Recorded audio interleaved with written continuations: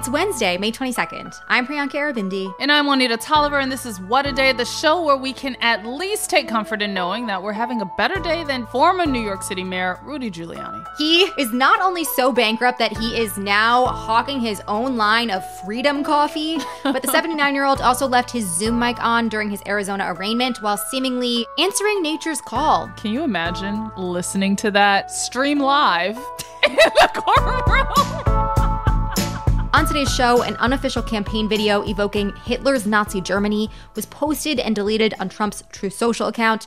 Plus, we talk about the Netflix show with record-breaking viewership. But first, former New York City Mayor Rudy Giuliani was one of 11 people who pleaded not guilty on Tuesday in an Arizona court.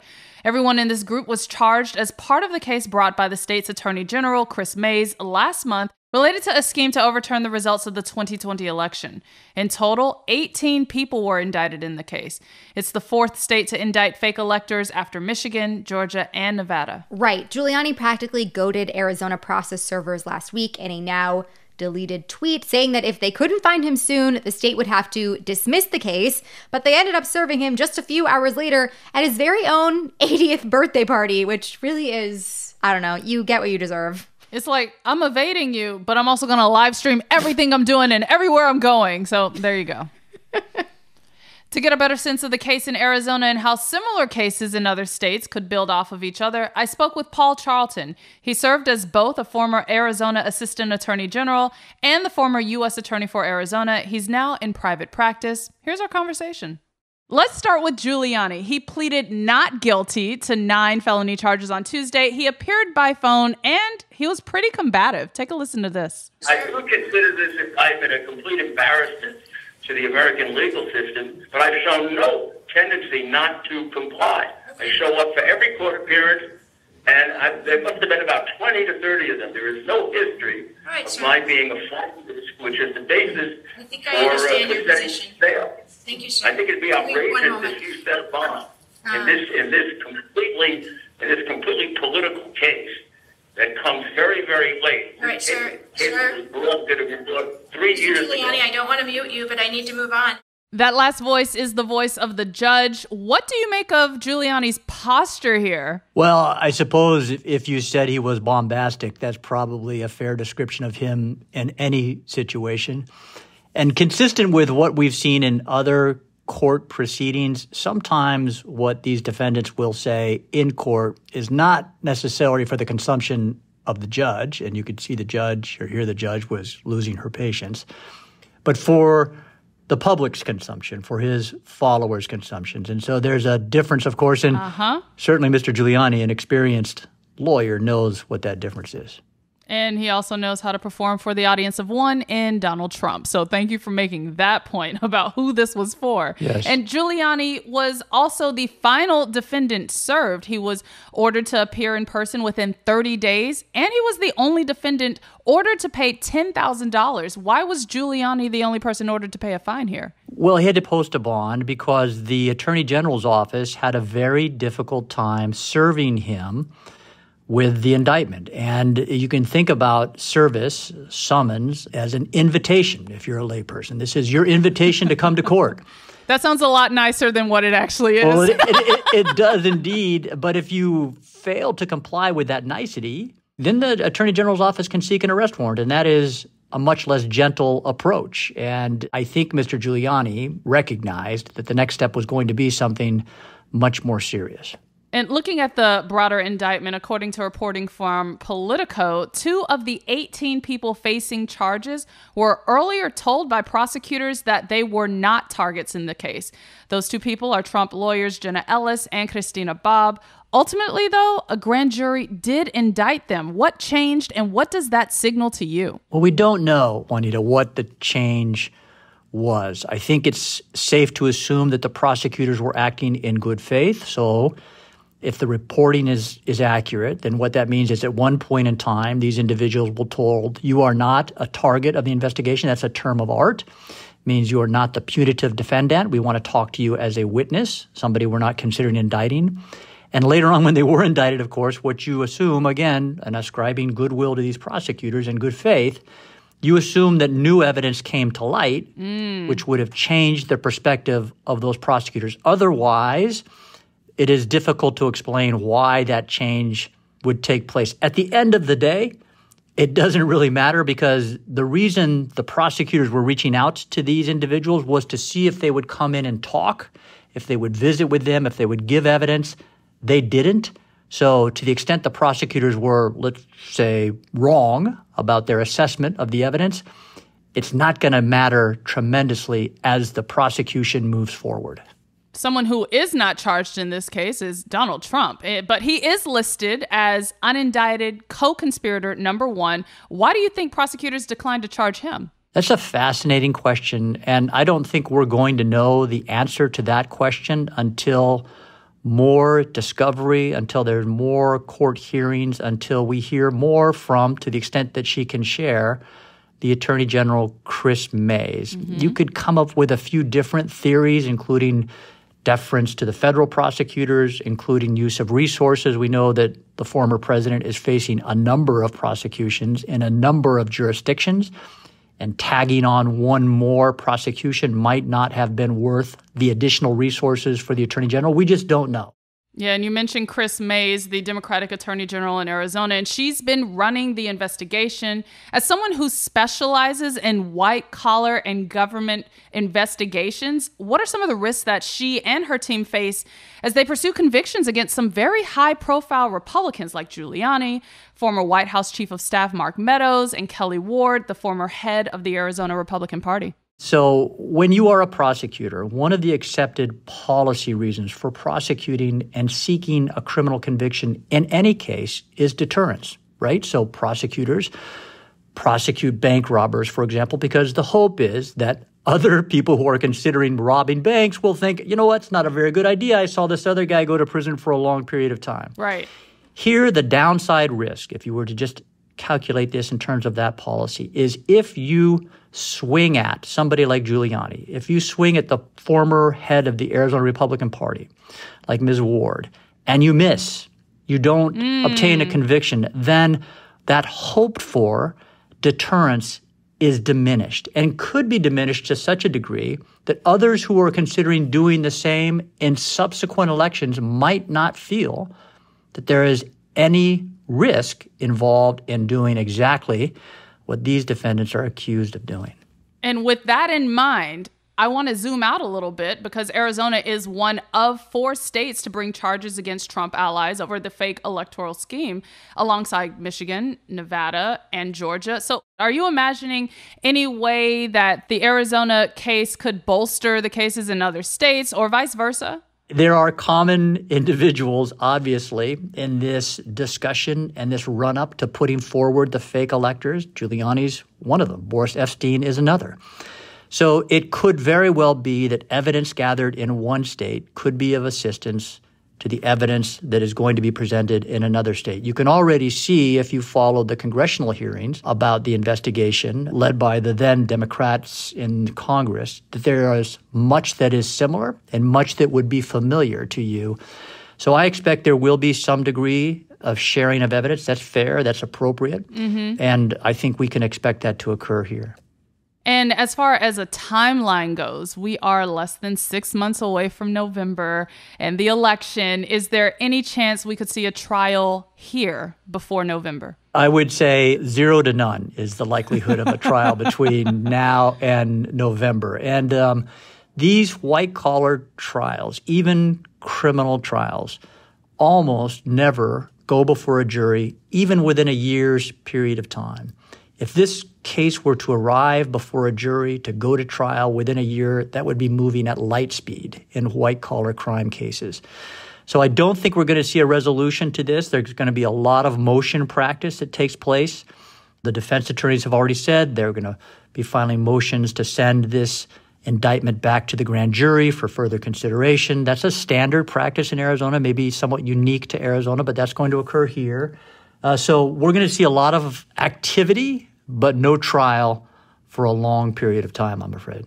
That was my conversation with Paul Charlton, former U.S. Attorney for Arizona. More people in the case, including Mark Meadows, are expected to be arraigned in the coming weeks, so we'll keep an eye on that. Thank you for sharing that conversation, Juanita. Meanwhile, as former President Trump's hush money trial winds down, he continues to show us exactly who he is and what he will do if he is elected to another term in office.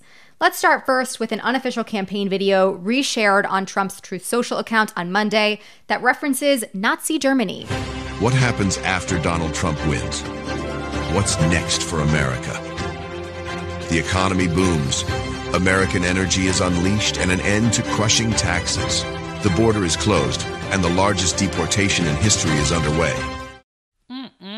Okay, didn't miss that last line there, but the video also featured images of imagined future newspaper articles and headlines in the style of World War II that celebrate Trump winning the 2024 election, as well as, quote, the creation of a unified Reich under a headline that reads, "What's next for America?" Okay, the language obviously echoes Hitler and the Nazis. The Third Reich is what they called Nazi Germany. Exactly. It's abhorrent in any way that you slice it, but especially given the rise in anti-Semitism across the world after October 7th, and the fact that this is not even close to the first time that he and his campaign have been accused of using language that echoes fascist dictators of the past, referring to political enemies as vermin, saying undocumented immigrants poison the blood of our country. The list is long.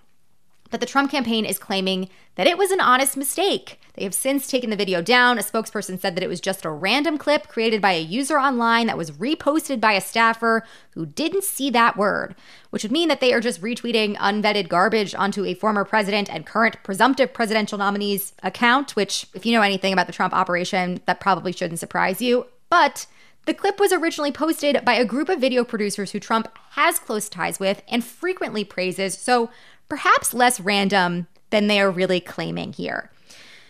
The spokesperson, of course, then went on to say that the real extremist here is Joe Biden. President Biden himself weighed in his latest campaign ad. Take a listen. What's next for America? This on his official account? Wow. A unified Reich? That's Hitler's language. That's not America's. And speaking of the presidency, in an interview with KDKA in Pittsburgh on Tuesday, Trump was asked if he, as president, would support restrictions on contraception. Do you support any restrictions on a person's right to contraception?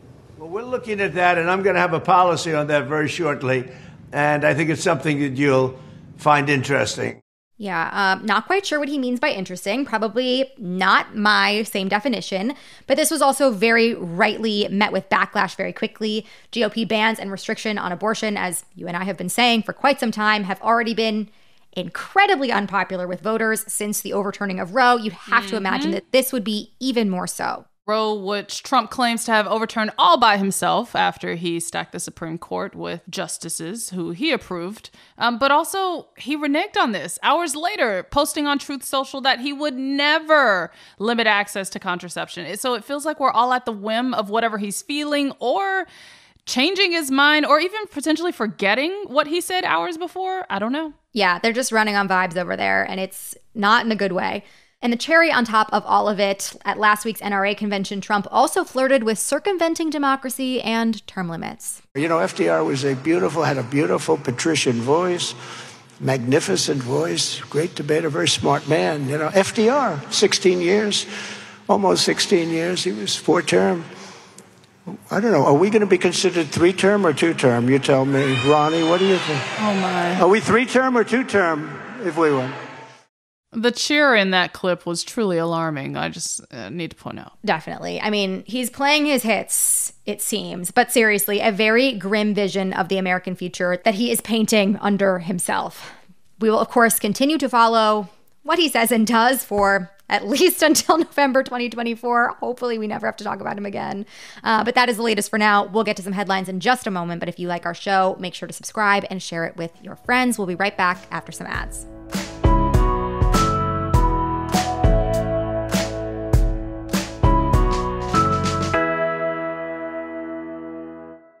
What a Day is brought to you by Vuori. Vuori Performance Apparel makes the perfect Mother's or Father's Day gift. Everything is designed to work out in, but it doesn't look or feel like it, and they're incredibly comfortable and cute and just the perfect thing to wear when I'm working from home or out and about, mostly at home because I'm not out and about. Yeah. I will say I did not know clothes could be I'm being dead honest. I did not know clothes could be as comfortable as they are before I had Vuori. Yes. Clothes can be so comfortable. Nobody told me. Smooth like butter, soft. So good. On the skin. I just love living in Vuori. Vuori is offering What a Day listeners 20% off your first purchase when you go to vuori.com/WAD. That's VUORI.com/WAD. And enjoy free shipping on any U.S. orders over $75 and free returns. What a Day is brought to you by Ulta Beauty. This AAPI Heritage Month, Ulta Beauty is celebrating the joy of belonging to a community composed of intricate connections, belonging to our past and our future, to the heritage and birthright that is beauty. Ulta Beauty shines a light on the AAPI community, passing the mic to brand founders and creators to tell their stories centered on heritage, joy, and beauty. They carry AAPI-owned and founded brands like Live Tinted, Peach and Lily, Glamnetic, Tree Hut, and more. Shop AAPI-owned and founded brands at Ulta Beauty stores and Ulta.com. This show is sponsored by BetterHelp. Therapy is a safe space to get things off your chest and to work through whatever's weighing you down. If you're thinking of starting therapy, give BetterHelp a try. It's entirely online and designed to be convenient, flexible, and suited to your schedule. Just fill out a brief questionnaire to get matched with a licensed therapist and switch therapists anytime for no additional charge. Therapy is great for, you know that thing that just is like sitting on your shoulder, you can't get over it, and you just sometimes need somebody to talk through it with? Therapy can be helpful for that, you all, okay? You got to get it off your chest, And you can do that with BetterHelp. So visit betterhelp.com/WAD today to get 10% off your first month. That's 10% off your first month at BetterHelp, HELP.com/WAD.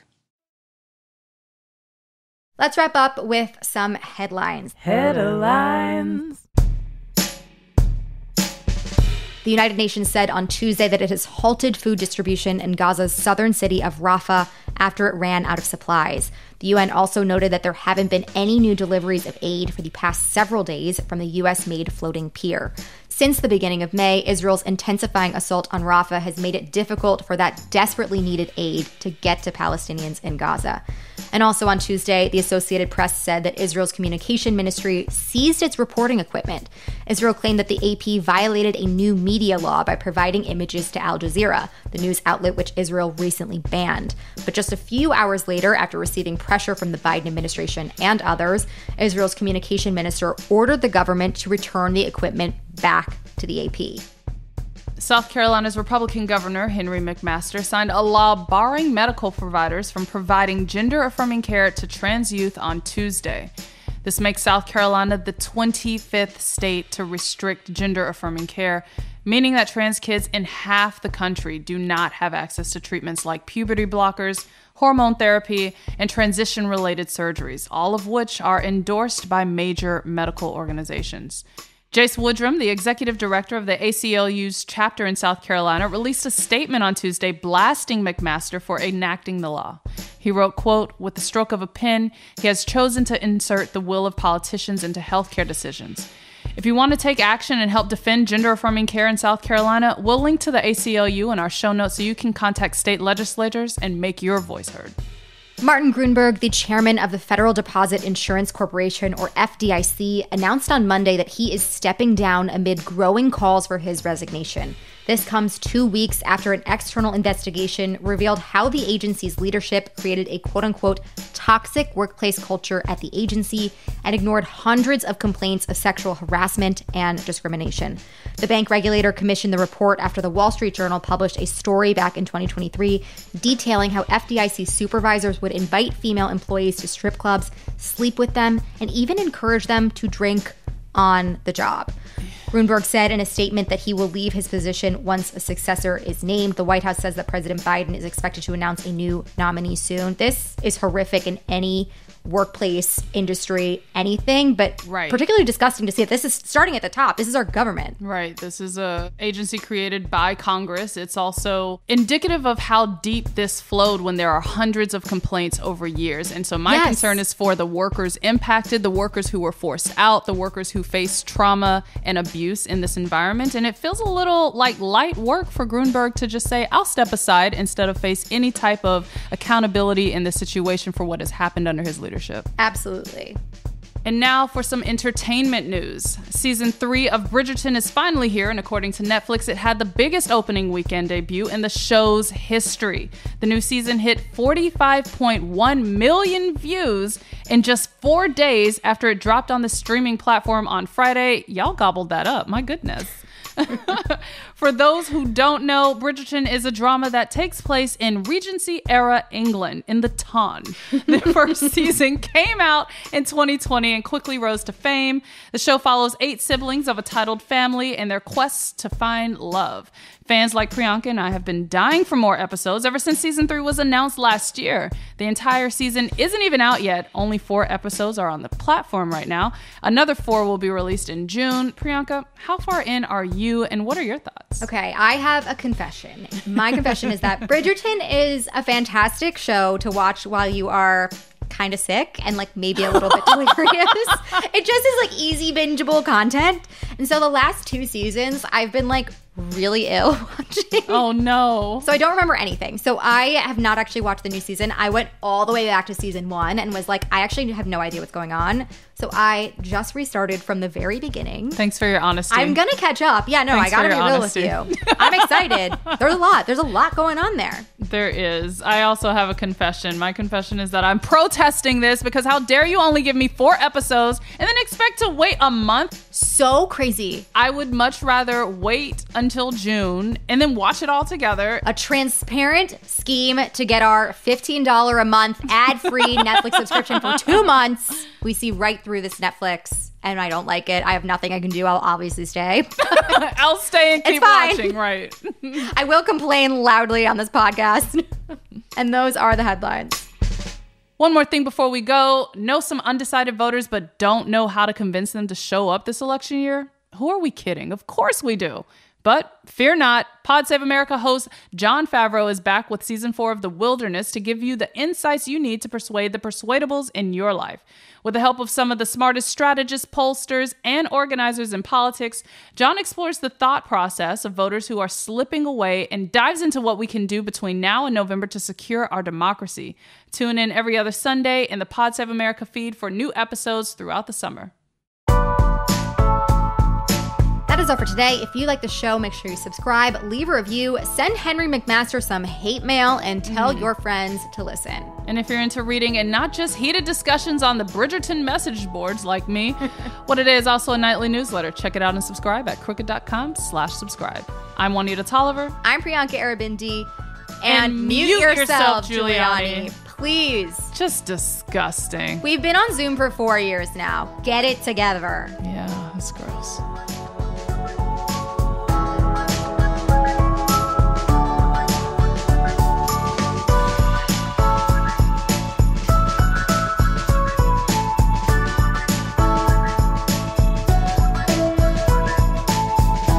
What a Day is a production of Crooked Media. It's recorded and mixed by Bill Lance. Our associate producers are Raven Yamamoto and Natalie Bettendorf. We had production help today from Michelle Alloy, Greg Walters, and Julia Clare. Our showrunner is Erica Morrison, and our executive producer is Adrian Hill. Our theme music is by Colin Gilliard and Kashaka.